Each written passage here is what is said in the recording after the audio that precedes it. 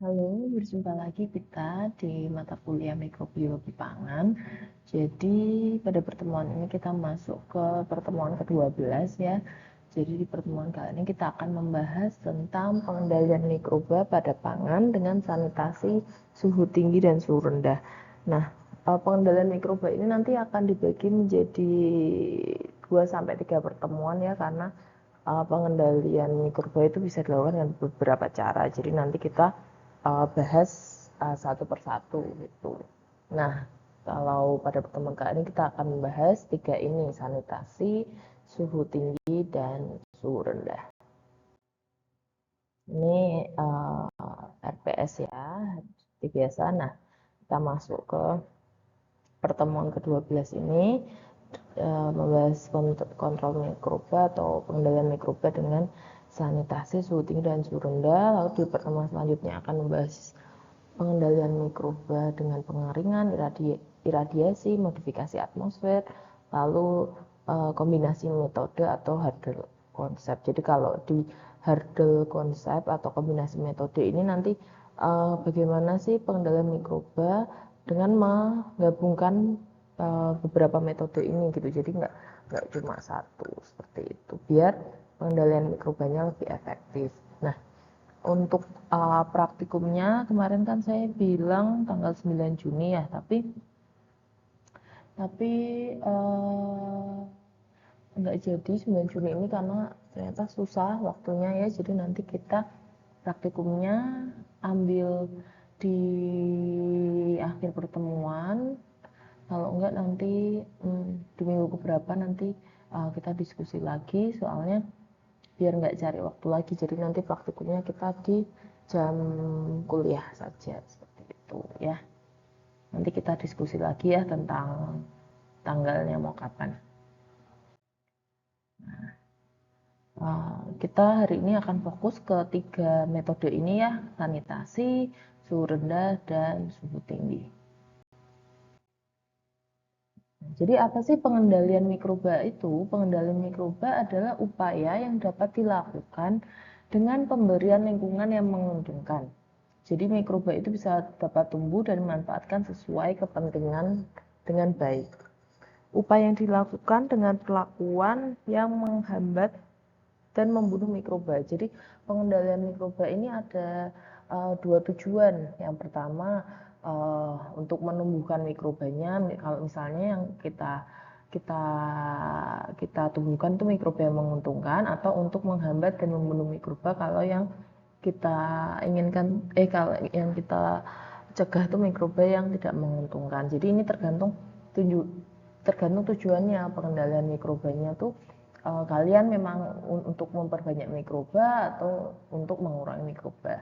Tapi kalau dalam pembahasan ini kita pengendalian mikrobanya itu akan fokus pada upaya untuk mencegah, menghambat, dan menghentikan pertumbuhan mikroba.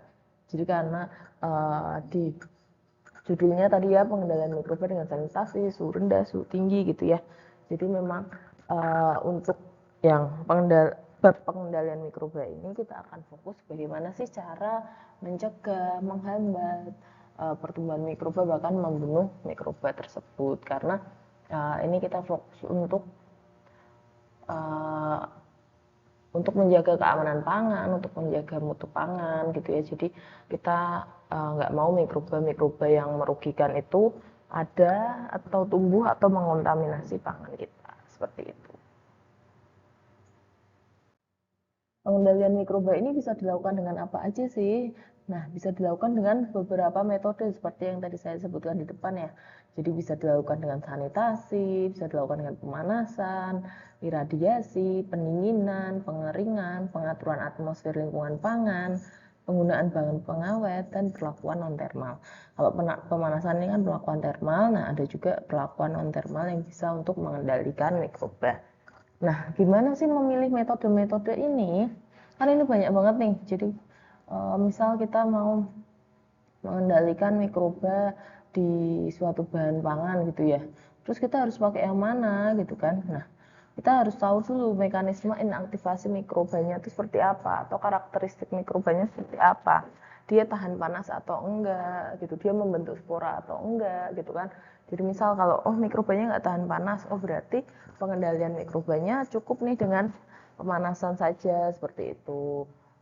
Terus misal kalau mikrobanya membentuk spora, berarti harus menggunakan metode lain ya, kombinasi metode gitu, nggak cuma pemanasan aja karena spora itu lebih tahan panas dibandingkan sel vegetatifnya gitu. Jadi kita harus tahu karakteristik mikrobanya itu seperti apa, lalu dia tuh diinaktivasi itu lewat diinaktivasi itu lewat mekanisme yang seperti apa, seperti itu. Nah, pertama kita akan bahas dulu nih yang pertama sanitasi. Jadi sanitasi itu apa? Jadi sanitasi adalah upaya untuk menghindari pertumbuhan mikroba. Sanitasi ini bisa dilakukan secara fisik maupun kimia, gitu ya. Nah, proses sanitasi atau proses pembersihan itu mencakup beberapa langkah ya. Yang pertama, menghilangkan debu dan kotoran yang menempel. Kedua, pencucian dengan air bersih dan sabun. Lalu setelah dicuci, dibilas ya dengan air bersih. Lalu dicek kembali apakah pencucian sudah efektif. Lalu perlakuan sanitasi dan pencegahan kontaminasi kembali. Karena kalau kita udah bersihkan gitu ya, kita sudah sanitasi, tapi kalau kita nggak jaga biar nggak terkontaminasi kembali kan sia-sia ya. Jadi setelah semuanya bersih itu kita tetap harus melakukan pencegahan kontaminasi kembali. Nah, tadi kan sanitasi bisa dilakukan secara fisik dan kimia ya. Jadi fisik itu apa, kimia itu apa. Jadi kalau sanitasi yang dilakukan secara fisik itu melalui proses pemanasan, proses iradiasi. Nah, kalau sanitasi melalui kimia ya penggunaan bahan kimia. Jadi penggunaan bahan kimia untuk sanitasi itu ada banyak ya. Nah, seperti yang bisa dibaca di sini ya, ada acidified sodium chloride, ada ozon, ada hidrogen peroksida, ada klorin, terus ada kombinasi dengan NaCa, iodofor, quartz, dan asam gitu. Jadi sanitizer itu bermacam-macam, tapi yang paling sering digunakan itu yang klorin ini. Jadi klorin ini secara luas itu sering digunakan untuk sanitasi seperti itu. Nah, alasannya kenapa sih kenapa klorin ini paling banyak digunakan? Jadi ada beberapa alasannya. Yang pertama, dia bekerja efektif untuk membunuh hampir seluruh jenis mikroba. Lalu harganya juga murah, lalu tidak perlu dibilas atau dilakukan pencucian bila digunakan sekitar 200 ppm. ppm itu part per million atau kurang. Jadi ada istilah ppb sama ppm. Kalau ppm part per million, kalau ppb part per billion. Lalu tersedia juga dalam bentuk cair dan bubuk dan tidak terpengaruh oleh air sadah. Jadi ini kelebihan-kelebihan klorin, kenapa dia digunakan secara luas gitu, atau yang sanitizer yang paling sering digunakan itu klorin. Namun walaupun ini klorin tuh manfaatnya banyak ya, kelebihannya banyak, tidak ada satupun zat kimia yang terbaik untuk semua tujuan. Jadi memang penggunaan zat kimia itu harus sesuai tujuannya. Misal apa sih yang mau dihilangkan atau apa sih yang mau dicegah, seperti itu. Jadi walaupun klorin ini kelebihannya banyak, dia nggak bisa kalau untuk mencakup semua tujuan gitu.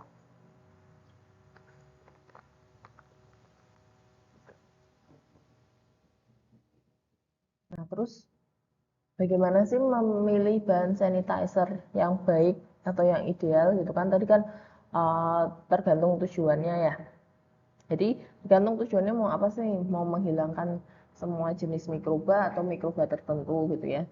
Kalau yang ciri-ciri bahan sanitizer yang ideal itu bisa menghilangkan semua jenis mikroba, baik itu bakteri, kapang, dan ngamir. Lalu bekerja efektif pada beberapa kondisi lingkungan yang berbeda. Jadi dia nggak harus spesifik harus gini, tapi dia di lingkungan ini bisa, di lingkungan itu bisa gitu. Lalu mudah digunakan, mudah diukur, dapat larut dalam air, lalu stabil juga ya saat pembelian, penyimpanan, dan penggunaan. Kalau nggak stabil kan juga kita repot ya kalau misalnya dia berubah-berubah gitu kan. Jadi dia stabil saat penyimpanan juga. Harganya terjangkau ya, jadi kalau harganya terjangkau kan jadi masyarakat akan lebih mudah membeli dan menggunakannya, lalu tidak menimbulkan bau menyengat dan tidak menyebabkan iritasi pada kulit gitu ya. Jadi ini mempertimbangkan juga kesehatan dari manusianya gitu ya yang menggunakan sanitizer.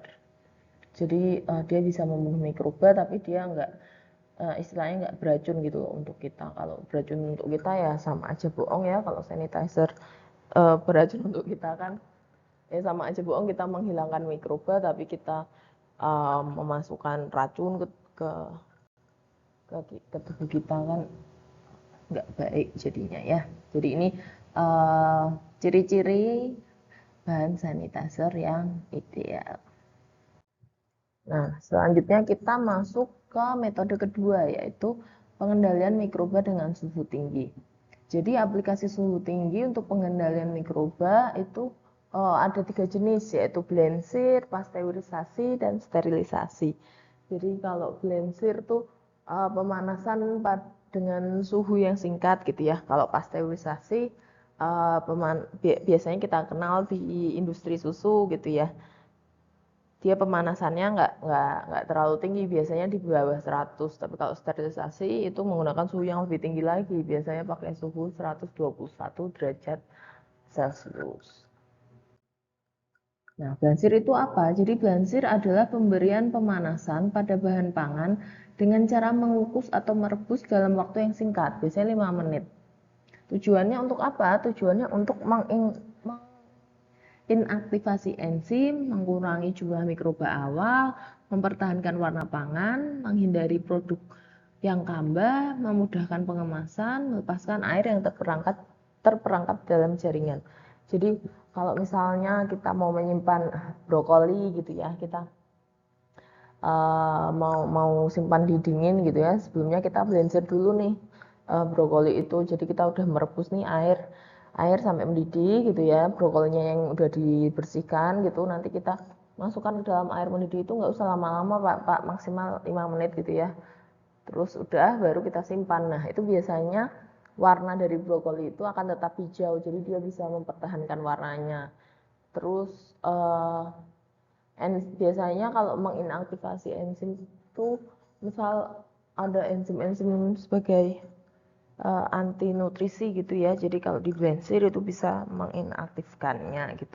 Bisa juga untuk mengurangi jumlah awal karena kan menggunakan panas ini ya, biasanya mikroba kebanyakan, nggak semuanya ya, kebanyakan tuh tidak tahan panas. Jadi perlakuan panas ini untuk mengurangi mikroba awal juga. Jadi kalau kita mau simpan jadi akan lebih aman gitu ya, karena mikroba awalnya sudah terkurangi seperti itu.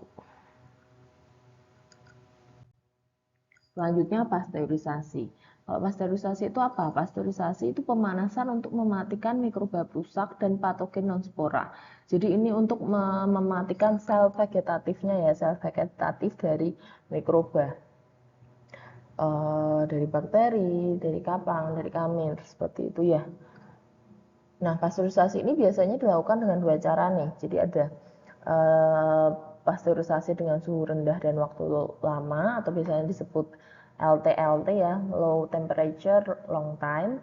Itu biasanya suhunya 63 derajat Celcius selama 30 menit.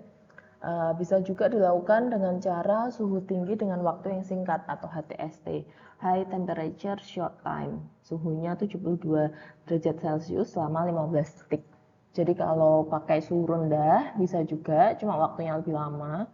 Kalau pakai suhu tinggi, waktunya akan lebih cepat seperti itu. Jadi tergantung sih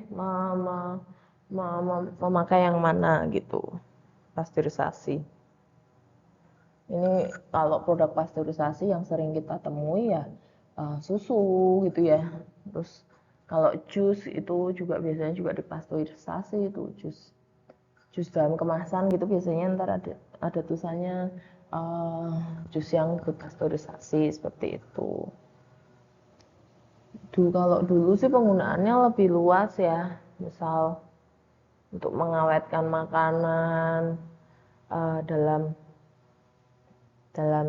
apa kemasan. Jadi awalnya pengawetan makanan dengan pemanasan itu tuh awalnya dulu Napoleon Bonaparte itu dia bingung, dia mau mensuplai makanan ke medan perang kayak gitu. Dia bingung nih, gimana ya cara mensuplai makanan ke tentara-tentaranya, karena kalau nggak disuplai makanan kan tentaranya juga nanti bagaimana gitu kan, untuk berperang nggak bisa. Nah, oleh karena itu dia mengadakan sayembara nih, Napoleon Bonaparte mengadakan sayembara, siapa yang bisa menemukan metode pengawetan pangan seperti itu. Nah, terus muncullah nih seorang bernama Nicholas Appert. Nah, seorang bernama Nicholas Appert, dia itu mengajukan metode dengan cara dia punya botol kaca gitu, botol gelas, lalu dia isi dengan makanan gitu ya, lalu dia tutup.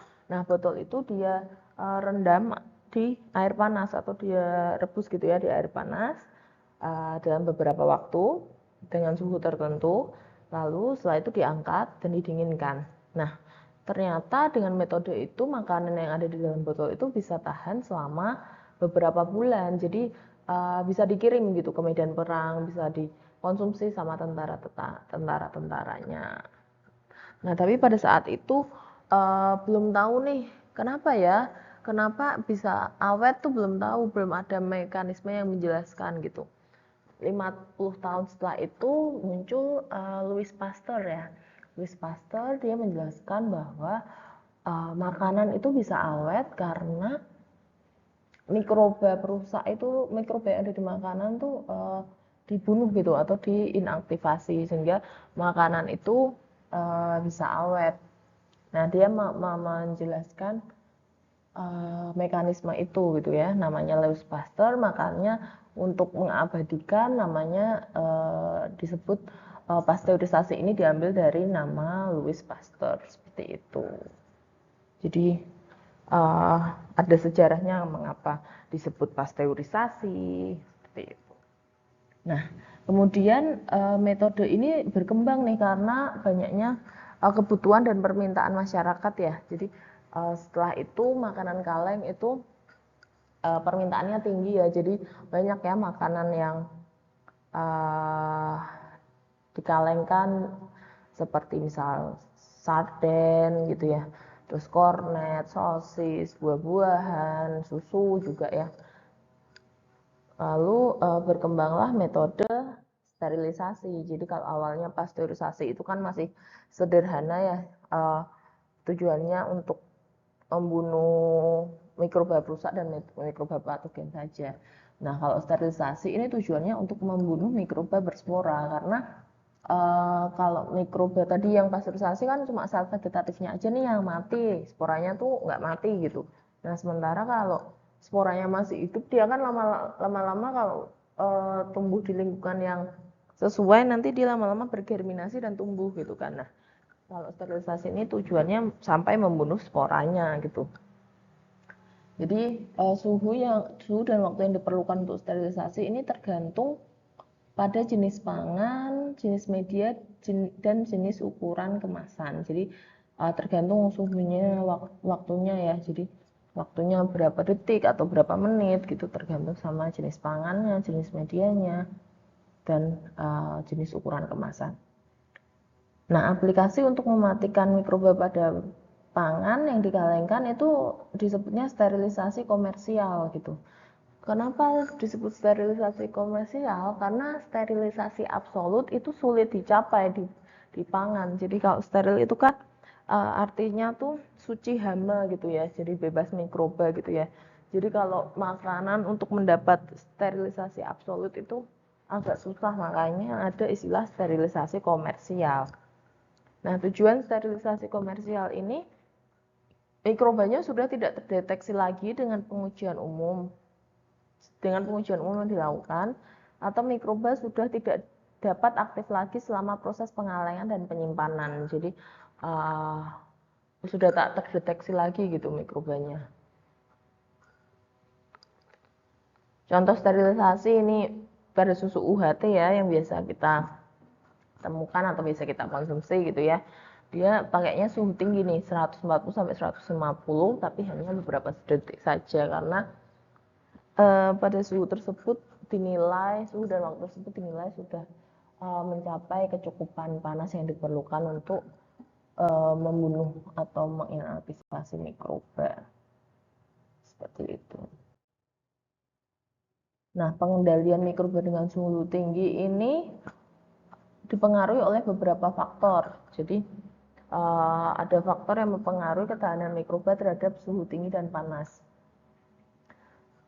Jadi mikroba itu maksudnya kenapa sih dia ada mikroba yang masih bisa bertahan walaupun sudah dipanaskan kayak gitu. Nah, faktor-faktornya tuh ada kandungan air, lemak, karbohidrat, protein, keasaman, garam, jumlah mikroba, umur dan fase pertumbuhan, suhu pertumbuhan, senyawa dan komponen penghambat, perlakuan lain, dan jenis mikroba. Ini kita bahas satu persatu ya, faktor yang mempengaruhi ketahanan mikroba terhadap suhu tinggi. Jadi yang pertama air. Jadi ketahanan terhadap panas suatu mikroba akan meningkat dengan menurunnya kadar air atau aktivitas air ya. Keberadaan air akan mempercepat terjadinya denaturasi protein. Jadi semakin AW pangannya rendah, dia akan semakin tahan terhadap mikroba. Jadi kalau AW pangannya tinggi, dia akan semakin rentan. Seperti itu. Lalu selanjutnya lemak. Ketahanan terhadap panas suatu mikroba akan meningkat dengan adanya lemak. Adanya lemak ini akan melindungi sel mikroba. Contohnya Clostridium botulinum, dia lebih tahan dibandingkan mikroba lain karena dia memiliki ikatan lemak rantai panjang. Jadi ketahanan panas ikatan lemak rantai panjang ini lebih tinggi dibandingkan ikatan lemak rantai pendek gitu. Oleh karena itu kenapa Clostridium botulinum ini lebih tahan terhadap pemanasan. Selanjutnya ada lagi karbohidrat. Ketahanan terhadap panas suatu mikroba akan meningkat dengan adanya karbohidrat. Jadi adanya gula pada substrat mampu mengikat air. Jadi aktivitas airnya menurun. Tadi kan kita baca di depan ya, kalau AW-nya rendah, ketahanannya akan meningkat. Nah, ini kalau ada karbohidrat dia akan mengikat air, jadi AW-nya turun, jadi dia ketahanannya akan meningkat seperti itu. Lalu ada juga protein. Ketahanan terhadap panas suatu mikroba akan meningkat dengan adanya protein. Jadi kalau ada lemak, ada karbohidrat, ada protein, dia ketahanannya akan lebih tinggi gitu ya. Karena partikel protein ini berbentuk koloid yang menyelubungi mikroba, jadi menyebabkan mikroba terlindung dari pengaruh panas. Ada juga keasaman. Ketahanan terhadap panas suatu mikroba ini tertinggi saat mikroba berada pada pH optimumnya, biasanya di pH netral ya, pH 7. Lalu saat pH turun atau naik dari pH optimum, sensitivitas pada panasnya meningkat sehingga lebih tidak tahan panas gitu.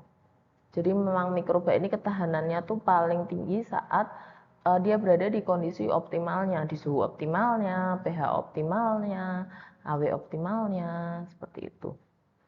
Lalu ada juga garam. Jadi ketahanan terhadap panas suatu mikroba terhadap garam tergantung jenis konsentrasi garam serta faktor lainnya. Beberapa garam dapat menurunkan AW sehingga ketahanan panas mikroba meningkat. Jadi ini garam sama fungsinya kayak gula ya, dia akan mengikat air. Jadi kalau meningkat air, AW-nya turun sehingga nanti ketahanan mikrobanya meningkat. Ada juga faktor jumlah mikroba. Jadi ketahanan terhadap panas suatu mikroba akan meningkat dengan semakin besarnya jumlah mikroba.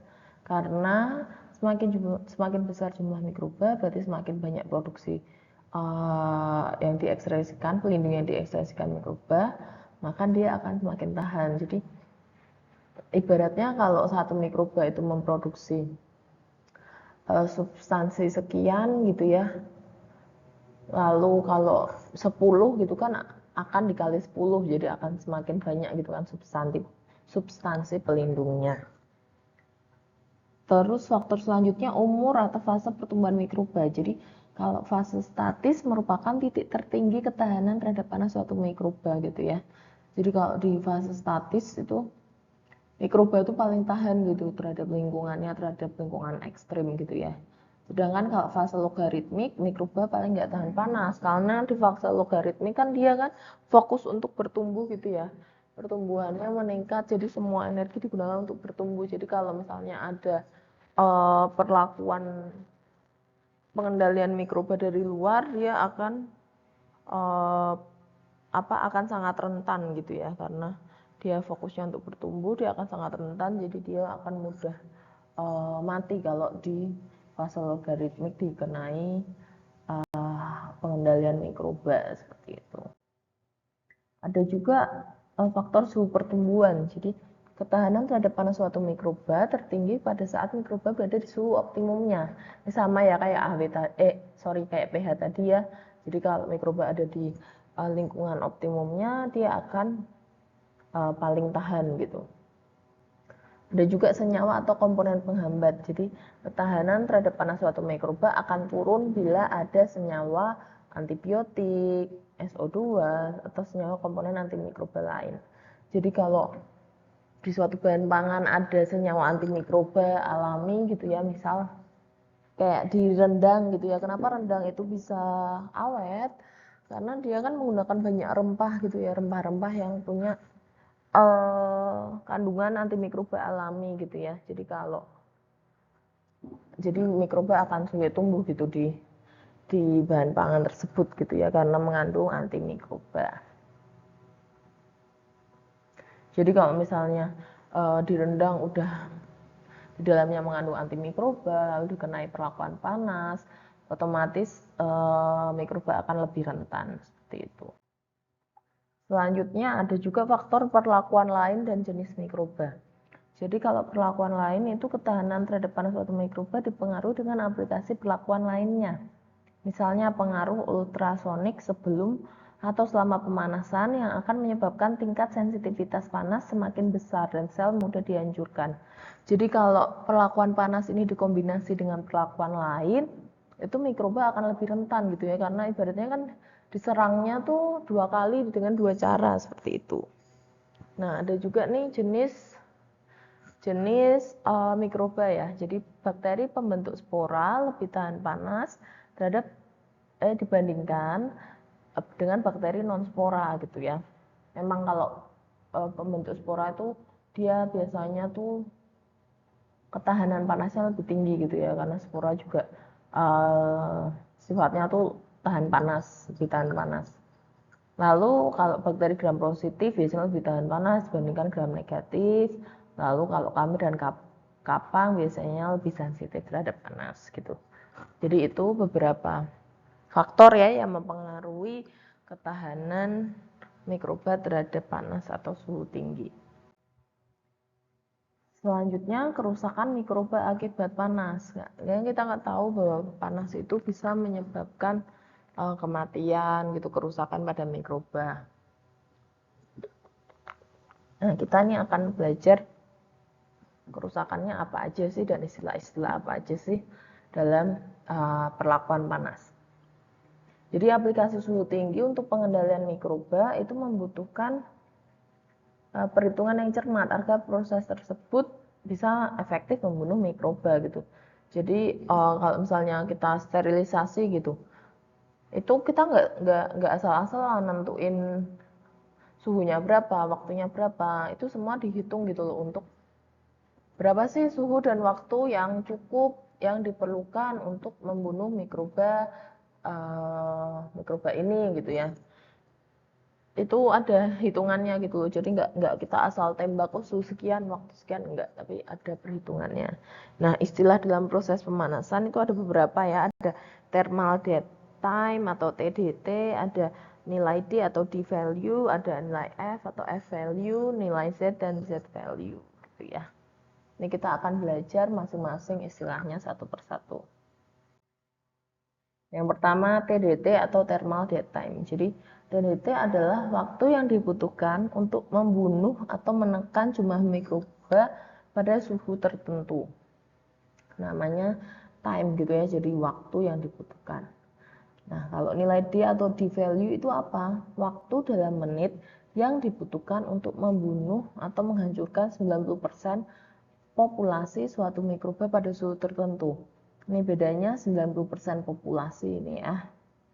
Lalu ada nilai F atau F value, itu dikenal nama lainnya itu sebagai F0 atau Fs. Jadi waktu untuk membunuh mikroba pada setiap kemasan pada suhu 250 derajat Fahrenheit atau 121 derajat Celcius. Jadi ini semuanya ini waktu ya, waktu tapi beda-beda ya. Ini untuk membunuh 90% populasi. Kalau ini pada suhu sekian. Sedangkan kalau nilai Z atau Z value adalah suhu dalam satuan Fahrenheit untuk melewati satu siklus log mikroba. Jadi kalau yang tadi semuanya waktu, yang ini suhunya ya, kalau nilai Z gitu. Nah ini kita lihat di grafik ini. Jadi nanti kalian belajarnya dari materi yang baru saya kirim ya. Jadi ini sudah saya revisi. Grafiknya nanti berbeda, jadi nanti yang dilihat di file kedua yang sudah saya kirim. Nah ini kita lihat di sini. Ini kita lihat ini misal mikroba awalnya nih ya 1 juta gitu, terus kita mau menekan nih, mau menekan misalnya sampai 1000 gitu ya. Ini ada 3 jenis, ada sel vegetatif, ada Clostridium botulinum sporanya gitu, dan ada spora termofilik. Jadi kalau kita lihat ini mikroorganisme itu tidak mati secara langsung saat diekspos suhu tinggi, melainkan mengikuti urutan logaritmik. Jadi misal mikroba awalnya 1 juta atau 10 pangkat 6 ya, 10 pangkat 6, terus kita kasih panas nih, kita kasih panas gitu, dia lah enggak kurvanya tuh enggak langsung zet gitu, enggak langsung turun terjun gitu enggak, tapi dia bertahap gitu. Misal kita lihat di sel vegetatif gitu ya, dari 1 juta dia nanti jadi 100.000 dulu, jadi 10.000 dulu, terus baru jadi 1.000 gitu. Terus ini juga dengan spora gitu ya, dia tuh gradual gitu turunnya, nggak langsung yang instan gitu ya, nggak langsung instan mati gitu ini sporanya. Ini kalau kita lihat kan waktu untuk membunuh sel vegetatif, spora Clostridium botulinum dan spora termofilik ini beda-beda nih ya. Ini kita lihat ini waktunya di bawah ya. Waktu saat suhu tertentu gitu ya. Ini waktunya dalam menit. Ternyata kalau sel vegetatif di waktu sekian itu sudah bisa membunuh gitu selnya. Sedangkan kalau spora nih, dia sampai di sini kan, dia belum ketemu gitu ya. Sampai di sini gitu ya, lebih panjang. Apalagi spora yang termofilik atau spora yang lebih tahan panas, dia akan lebih panjang lagi gitu ya, sampai di titik ini mungkin ya. Jadi ini kita bisa tahu bahwa ketahanan sel vegetatif itu dibanding spora itu berbeda ya. Jadi sel vegetatif lebih tidak tahan panas, sehingga waktu yang dibutuhkan untuk membunuhnya akan lebih singkat dibandingkan spora, seperti itu. Terus ini kita akan belajar dari contoh. Jadi ini ada contoh, misal jumlah mikroba awal pada makanan 10 pangkat 5 gitu ya, pada waktu A gitu ya, dan hanya 10 pangkat 4 sel yang bertahan setelah siklus logaritmik pada waktu B. Nah, jadi ini tuh yang dikatakan 90% reduksi. Gimana sih penghitungnya? Ngitungnya seperti ini kan 10 pangkat 5 gitu ya, dikurangi 10 pangkat 4, dibagi 10 pangkat 5 dikali 100%. Kata bola 90%. Nah ini yang disebut reduksi 90% tuh ini. Jadi turun 1 log gitu loh, dari 10 pangkat 5 ke 10 pangkat 4. Nah lalu kalau kita asumsikan waktu A ini adalah 5 menit dan waktu B ini adalah 10 menit, maka selama waktu 10 kurangi 5 kan 5 menit ya, kurva bertahan hidup melintasi satu siklus logaritmik. Jadi 90% mikroba terbunuh, 10% masih bisa bertahan hidup dengan paparan suhu konstan. Nah, waktu yang dibutuhkan untuk membunuh 90% populasi itu 5 menit, karena tadi 10 kurang 5 ya. Nah, inilah yang disebut dengan D value atau nilai D. Jadi D value-nya itu 5 menit gitu ya. Karena waktu 5 menit ini yang dibutuhkan untuk membunuh 90% populasi mikroba seperti itu. Nah, saat suhu dinaikkan, maka nilai D itu akan menurun karena laju kematian mikroba semakin meningkat. Jadi ini, jadi kita misal memaparkannya dengan suhu konstan gitu ya, terus dapat nilai D sekian. Nah, terus misal kita ini suhunya kita naikin gitu kan lebih tinggi. Nah, nilai D-nya ini akan lebih sedikit kan, karena dia akan lebih singkat, karena suhunya akan yang digunakan lebih tinggi. Jadi otomatis nanti mikrobanya akan terbunuh lebih singkat seperti itu. Nah, selanjutnya ada juga nih grafik ini. Jadi grafik ini itu nanti menjelaskan tentang thermal dead time curve dan Z value gitu ya. Nah, ini kita bacanya misal spora ini. Spora ini ternyata bisa mati pada suhunya tuh 116 ini ya, 116 selama waktunya 10 menit. Jadi nanti menentukan suhu sterilisasinya gitu, karena ternyata di suhu ini sporanya tuh bisa mati gitu kan. Jadi nggak boleh tuh kalau ini misalnya 116 tapi misalnya kita waktunya cuma 5 menit gitu. 5 menit kan mungkin di misal 5 menit misal di sini ya, 5 menit di sini suhunya 116. Nah, itu kan di bawah garis ini kan, di area yang bawah ini kan. Nah, itu nggak bisa mematikan sporanya berarti. Nah, kalau kita udah ketemu garis ini, berarti kita nanti mengeset waktu dan suhu sterilisasinya harus di atas garis ini. Jadi misal 120 gitu ya, 120 selama 10 menit gitu ya. 120 maaf di sini 120 selama 10 menit gitu ya. Nah, ini udah mati nih karena dia ada di atas ini kan, di atas garis ini kan. Di atas garis yang ini loh. Di atas garis yang ini lokasinya misal 120 10 menit gitu, dan 120 di sini 10 menit gitu, titiknya di sini kan. Nah, jadi itu bisa meyakinkan bahwa sporanya mati gitu. Tapi kalau misalnya kita sporanya tuh matinya di titik ini nih, terus kita mau aku mau 115 deh, misal 115 selama 10 menit. Oh, nggak bisa, 115 sama 10 menit kan di sini titiknya ya, nggak bisa mematikan sporanya. Begitu juga kalau sel vegetatif, ternyata dia di titik ini dia udah mati. Jadi kalau misalnya kita mau mematikan sel vegetatif, ya kita harus di atasnya garis ini gitu, menentukan suhu dan waktunya seperti itu. Ini penjelasannya ya. Jadi thermal death curve itu dapat dibuat dari sejumlah kurva laju kematian termal dengan memaparkan mikroorganisme pada berbagai suhu dan menentukan waktu reduksi desimal pada setiap suhu. Jadi misalnya tadi ya pada suhu 116 derajat Celcius itu diperlukan waktu maaf ya, diperlukan waktu 10 menit untuk membunuh populasi mikroorganisme spesifik. Tadi kan di grafiknya yang spora gitu ya. Nah, semua kombinasi waktu suhu di sepanjang kurva waktu kematian termal yang diplot menunjukkan daya bunuh yang sama dengan suhu yang lebih rendah membutuhkan waktu pemaparan yang lebih lama. Jadi kalau pakai suhu yang lebih rendah, waktunya tuh biasanya akan lebih panjang. Kalau suhunya lebih tinggi, waktunya akan lebih pendek gitu.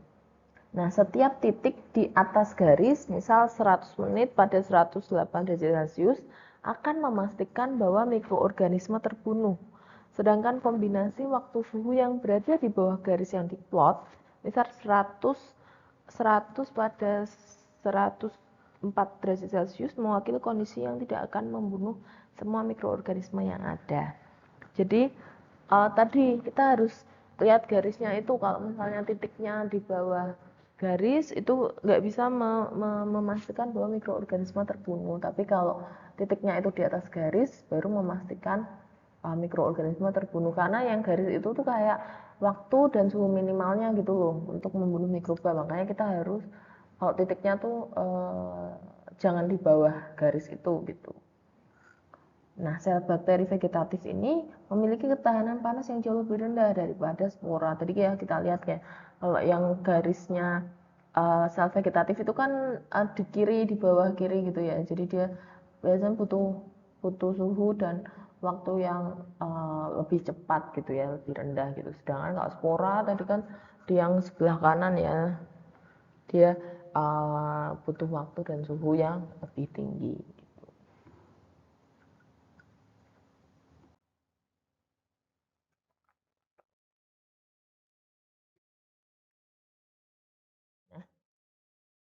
Sedangkan kalau nilai Z atau Z value itu apa sih? Nih nilai Z ya. Jadi nilai Z adalah jumlah derajat yang diperlukan untuk kurva waktu kematian termal tertentu untuk melewati satu siklus log. Jadi mikroorganisme yang berbeda dalam makanan tertentu akan memiliki nilai Z yang berbeda. Jadi misal satu makanan itu ada mikroba A, B, C, D, E gitu kan. Kan jarang kita menemukan di satu makanan itu mikrobanya cuma satu jenis gitu ya. Jarang, biasanya banyak jenis gitu ya. Nah, setiap mikroba itu tuh akan mempunyai nilai Z yang berbeda-beda karena kan yang tadi ketahanan setiap mikroba itu berbeda. Terus misalnya tadi terus dipapar gitu ya. Nah, terus habis itu kan dia turun satu siklus lognya tuh berapa gitu kan. Jadi beda-beda, makanya nilai Z-nya beda-beda. Demikian pula mikroorganisme tertentu akan memiliki nilai Z yang berbeda dalam makanan yang berbeda. Ini misalnya ada mikroorganisme A nih gitu ya, tapi di makanan 1, 2, 3, 4, jadi makanannya beda-beda. Itu walaupun mikroorganismenya sama-sama A, tapi makanannya beda-beda gitu ya, jenis makanannya ada 1, 2, 3, 4, itu nilai Z-nya juga akan berbeda juga gitu loh. Karena kan tadi kita belajar juga kalau di makanan misal ada karbohidrat, protein, lemak gitu ya. Jadi kalau semakin tinggi kandungan karbohidrat, protein, lemak gitu ya, itu nanti akan mikrobanya akan lebih tahan panas seperti itu. Jadi jenis mikrobanya mempengaruhi, jenis makanannya pun mempengaruhi gitu ya. Nilai Z menunjukkan ketahanan populasi mikroba terhadap perubahan suhu gitu. Jadi nilai Z ini ya suhunya atau derajatnya gitu ya. Jadi kalau ini kan misal nih titiknya di sini sama di sini ya. Nah itu berapa tuh perubahan suhunya? Nah itu nanti yang dikatakan Z value seperti itu. Jadi dia butuh suhu sekian gitu ya untuk mengurangi satu siklus log mikroba gitu loh. Kalau tadi kan waktu ya, D value, kalau Z value ini suhunya. Lalu F value atau nilai F itu apa? Jadi angka yang dihitung secara matematis yang menggambarkan efek mematikan total dari proses pada titik pemanasan paling lambat dalam wadah makanan. Lalu suhu referensi standar umum yang dibeli adalah 121,1 derajat Celcius atau 250 derajat Fahrenheit. Dan waktu relatif yang diperlukan untuk menstabilkan organisme tertentu pada suhu 121 dikenal sebagai nilai F atau F value. Jadi nilai F adalah jumlah menit pada suhu tertentu yang diperlukan untuk menghancurkan sejumlah organisme tertentu yang memiliki nilai Z tertentu gitu ya. Lalu nilai F ini nanti setara dengan semua panas yang dipertimbangkan sehubungan dengan kapasitasnya untuk menghancurkan spora atau sel vegetatif mikroorganisme tertentu. Dengan kata lain, ini adalah ukuran mematikan atau kapasitas perlakuan panas untuk mensterilkan. Tadi ya di ujung grafiknya tadi ada nilai F ya. Nah, nilai F itu ini, jadi dia tuh jumlah menit pada suhu tertentu yang diperlukan untuk memastikan bahwa semua organismenya tuh mati gitu ya atau hancur. Suhunya biasanya yang digunakan 121 ya, suhu sterilisasi, tapi nanti ini nanti waktunya mungkin yang akan berbeda tiap produk seperti itu. Nah, ada juga nih konsep 12T gitu ya. Jadi ini konsep ini diaplikasikan untuk menjamin keamanan proses pemanasan pada industri pengalengan. Jadi proses ini mengindikasikan bahwa proses pemanasan setidaknya harus dapat mengurangi kemungkinan kemampuan bertahan hidup dari endospora bakteri paling tahan panas gitu. Jadi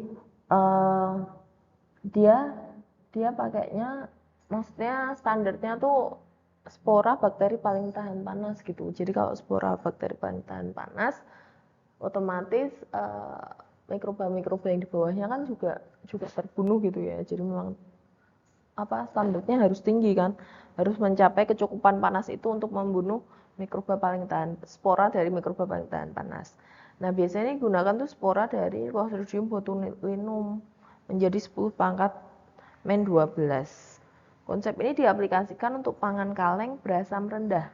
Jadi pangan berasam rendah itu pangan dengan pH lebih dari 4,6. Kalau pangan berasam tinggi itu pH-nya kurang dari 4,6 gitu ya. Karena Clostridium botulinum ini tidak dapat tumbuh pada pH di bawah 4,6. Sedangkan kalau untuk produk pangan berasam tinggi itu konsepnya 5D enggak 12D. Contohnya bagaimana sih? Contohnya seperti ini. Jadi konsep 12D itu contohnya misal bila pada awal sterilisasi terdapat kemungkinan pada setiap kaleng ada satu spora Clostridium botulinum dengan nilai D diketahui selama 0,21 menit. Maka nilai FO dapat dihitung dengan F0 dapat dihitung menggunakan persamaan berikut ini. F0 di dalam kurung log A min log B, terus D-nya dimasukkan 0,21, lognya ini tadi log A-nya ini 1 ya, 1 spora ini ya. Lalu log B-nya tadi kan untuk mengurangi 10 pangkat min 12 gitu ya. Jadi 10 pangkat min 12. Jadi 0,21 log 1 0 dikurangi log 10 pangkat min 12 itu min 12, jadi 0 dikurangi min 12 itu kan 12 gitu ya. Jadi 0,21 kali 12 ketemulah sekian. Jadi waktu sterilisasi yang dibutuhkan itu selama 2,52 menit pada suhu tadi ini ya 250 derajat Fahrenheit atau 121,1 derajat Celcius gitu. Jadi pada suhu sekian dan waktu sekian itu mampu mereduksi spora Clostridium botulinum menjadi satu dari setiap kemasan di antara 10 pangkat 12 kemasan gitu. Jadi resikonya tuh bisa diterima gitu karena mereduksi satu dari setiap kemasan di antara 10 pangkat 12 itu kan banyak ya. Jadi kemungkinan cuma ada satu di 10 pangkat 12 gitu. Jadi yang tadi saya bilang kalau sterilisasi itu kalau di pangan nggak ada yang absolut gitu ya. Adanya komersial. Jadi sterilisasi sampai ke tingkat resiko yang bisa diterima. Kalau satu di antara 10 pangkat 12 itu kan resikonya sangat kecil gitu ya. Jadi masih bisa diterima seperti itu. Nah, yang ketiga ini pengendalian mikroba dengan suhu rendah. Tadi kita sudah bicara sanitasi, suhu tinggi, kemudian ada suhu rendah. Jadi kalau suhu rendah ini aktivitas mikroba akan mengalami penurunan di atas suhu beku dan umumnya terhenti pada suhu di bawah titik beku. Lalu hal ini disebabkan laju katalisasi enzim tergantung pada suhu. Semakin tingginya suhu akan semakin cepat laju reaksi hingga pada batasan suhu tertentu.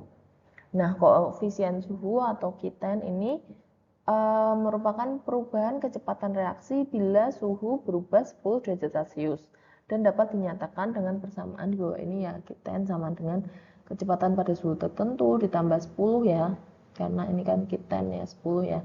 10 derajat Celcius per kecepatan pada T. Nah, nilai Q10 untuk hampir semua sistem biologi itu 1,5 sampai 2,5. Artinya, untuk setiap perubahan suhu 10 derajat Celcius, kecepatan reaksi dapat naik atau turun menjadi 1,5 sampai 2,5 kali lipat. Nah, perlakuan penyimpanan bahan suhu rendah ini terbagi jadi beberapa ya. ada chilling, ada suhu lemari es, ada suhu beku. Jadi kalau chilling itu penyimpanan dingin suhu lemari es 5-7 derajat Celcius dan kisaran 10-15 derajat Celcius. Suhu ini sesuai untuk penyimpanan sayuran dan buah. Sedangkan kalau suhu lemari es itu antara 0-7 derajat Celcius. Walaupun idealnya itu nggak lebih ya dari 4,4 derajat Celcius. Sedangkan kalau suhu beku itu suhu kurang dari -18 atau lebih rendah. Jadi ini perlakuan berdasarkan tingkatan suhunya, tingkatan suhu rendahnya gitu ya. Jadi ada perlakuan chilling, ada lemari es, ada suhu beku. Lalu kenapa sih suhu rendah ini bisa mengendalikan mikroba?